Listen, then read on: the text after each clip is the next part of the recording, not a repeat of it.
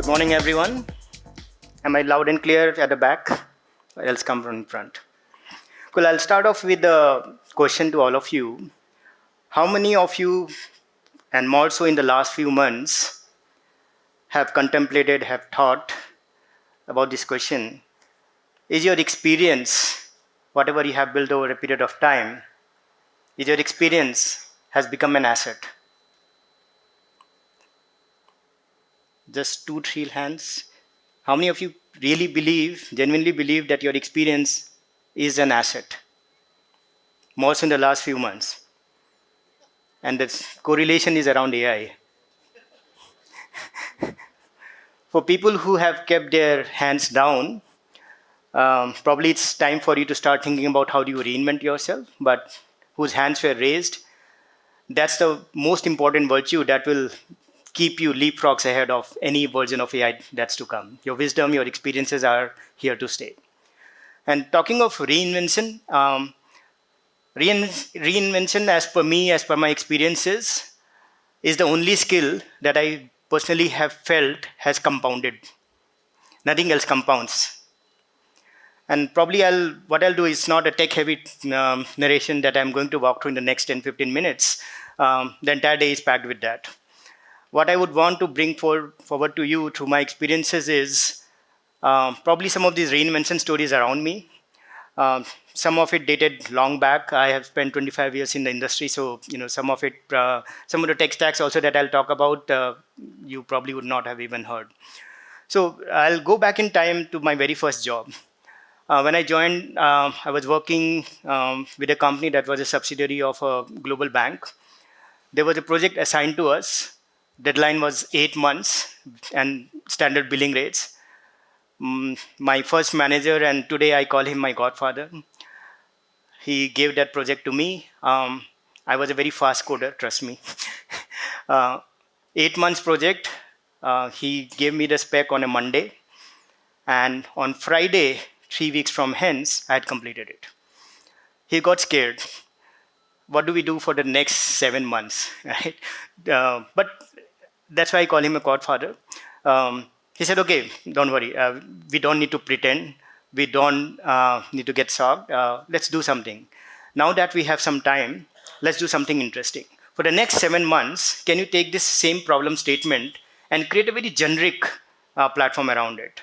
And let's see if the non-tech users also can start using it. And that was my introduction into the software world, and truly in terms of what platform thinking is all about. So my boss took an opportunity around surplus of time, and that's how some doors unlocked for me. And that experience was really eye-opener for me. That was my first introduction into problem solving around platform thinking, and that has probably spearheaded my thought process for generations to come. Fast forward, there was a company where I had to go to Oakland, and I was told that I would meet a guy called Mike. He's an SD2, and he'll be a pair programmer for the next 1 year. And I went with a preconceived notion as to who would Mike be and so on. I walked into a room, I was introduced to Mike. I was shell-shocked. Very aged guy, all white hair. And when I got to know a bit more, his title was SD2, very senior engineer. His age, 57 years. And then when I started talking to him a lot more, he had many stories to tell. Typically, all of us chase titles, right? No shame in that. Each one of us, even as ICs, we try to become principal, distinguished, and so on, right? Or if we want more glamour, we take a diversion, directors, VPs, CXOs, and so on. This guy had been offered multiple titles. Really a genius guy. I don't know how many of you know Forte, the first ID that was developed and bought over by Sun, I guess. And Ingress was a database solution, right? The very first one. He was one of the founding engineer of that, so it goes a long way back. So that guy had been offered many titles in his lifetime. Every single time a title was offered, he just said, no, thank you. I love my coding. And if that love can only be satisfied by a title called SD2, let me be an SD2 throughout my life. And he persevered. 57-year-old, imagine. And after that, I pair programmed with him for entire 1 year. And the problem statement in front of us was also very absurd. We were trying to create a web services management product. And the very first client through OEM partnership was in Microsoft. All our coding was done in native Java. Microsoft had a very strict rule that Microsoft will never acquire any software which is Java open source centric. It has to be curated, proprietary, native technologies in Microsoft. Now, I and Mike were faced with a dilemma as to what do we do. We cannot rewrite entire. So it was a huge deal, right? Large dollar value. So we can't rewrite entire code base in C# and so on. So, I mean, his calm head, his wisdom, he said, Utkarsh, have you, in your computer science engineering, have you worked with grammars, compilers, translators? I said, yes. Let's go back to those era. So within 3 months, we wrote a Java to C# translator purely in the form of a grammar. And all the code base that we had within 3 months was converted into C# code base, which was enterprise grade. So, I mean, working with these kind of people is how you see these kind of unlocking. People who are so deep in the trenches, you can go a huge grunt way, right? You know, Java, C#, not too many differences, philosophically speaking. Let us rewrite the entire code or make a fork and start writing. He said, no, let's write grammar. And it was fun, right? Trying to recollect our experiences from college days and write a formal grammar. Antler, Java, CC, if you guys have worked with it. So with him, I realized something that the mastery of your craft is something that is something that you should be more passionate about rather than your titles. Even at 57-year-old, even these small problem-solving construct that were in front of you and going down that path gave him more pleasure than waking up and saying that, okay, today I'm a VP, today I'm this, these many people I would have to support, take decisions, face media, and so on. So this was the second big experience that I had. And again, platform thinking to what I experienced with Mike, that I really started feeling a lot more strongly that I should be an IC throughout my life. Third obvious chapter has to be Flipkart related. I call Flipkart as a long-running institution for me. I spent almost 14 years. What Flipkart taught me probably is very difficult to put it into casual words and phrases. What it taught me was how do you program against an imperfect world. The real world is very, very chaotic.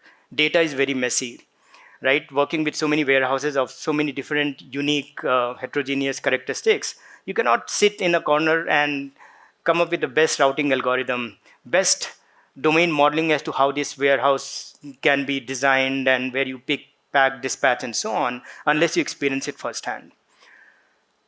So that feeling of problem solving where you need to apply a lot of heuristics, pragmatism is something that Flipkart has really taught me. 14 years, probably I was one of the architects which was a floater.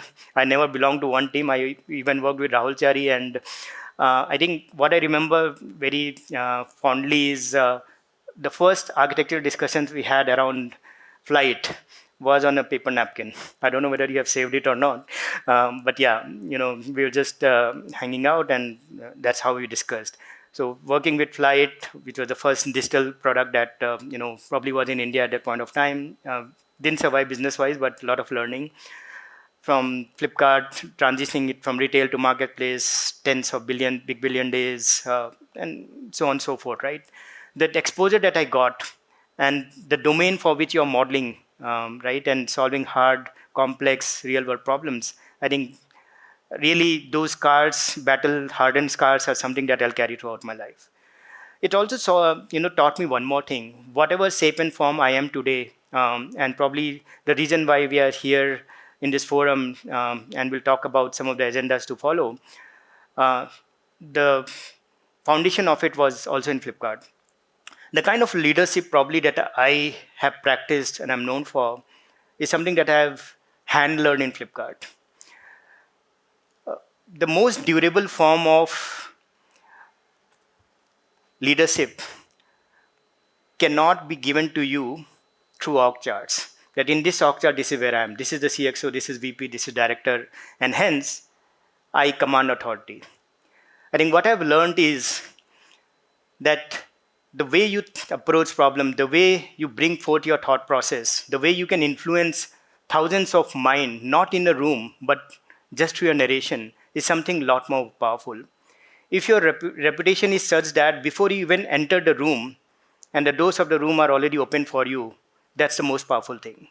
And that kind of a thought leadership is something that I've probably rehearsed multiple times in Flipkart, and that's what I continue to do, probably outside the Flipkart umbrella with multiple companies. And that's something that we will touch upon throughout the day as ICs. By the way, I have started hating the word IC. I don't think IC has to be preceded by individual, right? We'll dissect that sometime later. I think we guys have a lot more power, much more credibility, much more wisdom to create a larger impact than how we think about ourselves. The lesson is, I mean, many people still say that you are still an IC. By the way, my dad, whenever I used to, not now, but earlier used to say, how many people report to you? The answer was always zero, right? And he said, and relatives would come by and say that, when will your son become a manager? And that was the constant push and pull. I come from a, probably middle class background in Lucknow. So these conversations are very commonplace out there. Until date, probably one or two people have reported to me in my lifetime. Ambika is here, Anuj is here. I mean, those are the only sad faces that saw me as a manager, but the rest of the people have seen me outside that. Yeah, so the point being that being an IC is not a lesser breed. I would rather say that it's one of the most hardest path that if you commit to, you'll enjoy. It is hard, but if you go down that path, you'll really, really enjoy. The last part of my storytelling is around when I exited Flipkart, and that's probably the reincarnation that you're seeing right now. I started thinking about how can, as an IC, I can probably be a lot more impactful, but in a non-corporate umbrella. And that's probably what I'm doing today. And incidentally, that was almost the time when Gen AI revolution started coming in. And alongside what I wanted to do, Gen AI was also right on the face. I had a lot more free time. I was beginning to write code, a lot more code than I'd probably written in the last decade. I actually saw myself graduate in 4 stages. The first stage was when I started using code generators.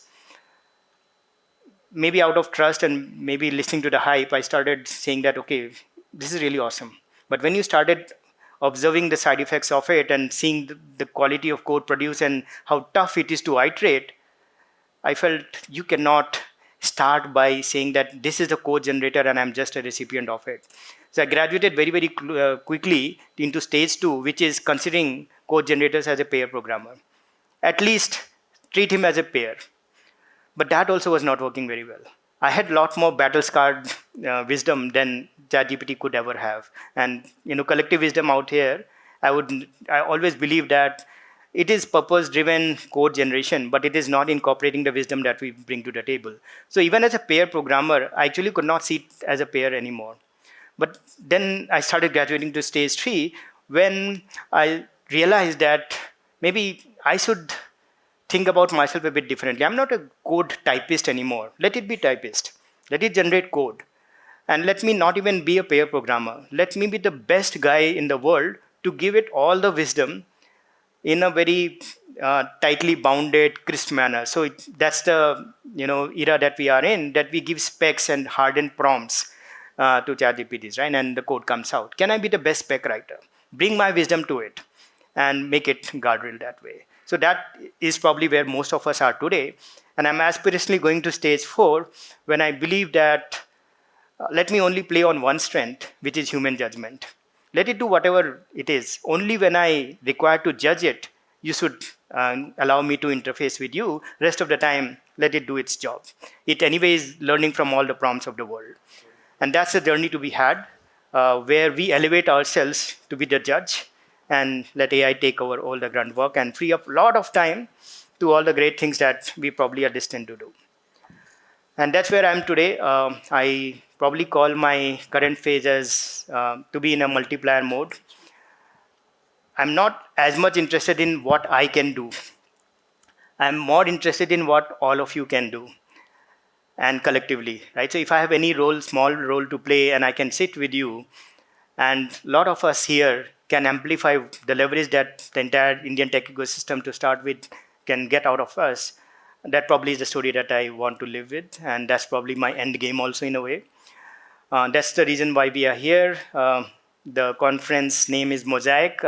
It's an intense. We are not very creative, but it's an intentionally chosen name. Mosaic is, a lot of amalgamation of tiles. Each of the people out here sitting here are individual tiles, complete in your own way. But when we bring all the tiles together, it gives a even more beautiful, bigger picture. And that's what the messaging to you would be. Throughout the day, we'll interact a lot more. Take away all the wisdom, have very deep connects with your peer community out here. And when you walk away from this room, you should be a different person than what you walked in with. Take away something that unlocks you a lot more. And that probably is the collective wisdom that I have been learning from. I have been inspired by many of you. I see many known faces here that have probably helped me grow, evolve. And I'm choosing probably a path where impact is the only keyword for us. So have a great day ahead. Thank you.